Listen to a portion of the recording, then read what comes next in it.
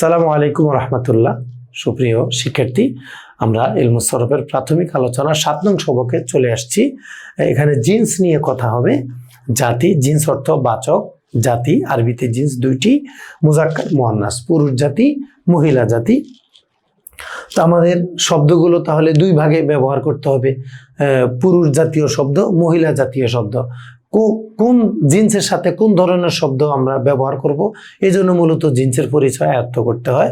মুজাক্কার মুয়ান্নাস, মুজাক্কার অর্থ পুরুষবাচক, মুয়ান্নাস অর্থ স্ত্রীবাচক মহিলাবাচক। তাহলে আপনি দেখুন আপনার ঘরের মধ্যে কতটা মুজাক্কার আছে, কতটা মুয়ান্নাস আছে। তাহলে মুজাক্কার মুয়ান্নাসের চর্চা হয়ে যাবে সহজে।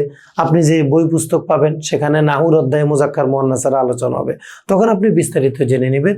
আপাতত এতটুকু জানাই যথেষ্ট যে জিন্স দুই প্রকার, মুজাক্কার মুয়ান্নাস। পুরুষবাচককে মুজাক্কার বলে আর মহিলা স্ত্রীবাচককে মুয়ান্নাস বলা হয়।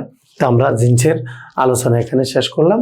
আসসালামু আলাইকুম রহমতুল্লাহি ওয়া বারাকাতুহু।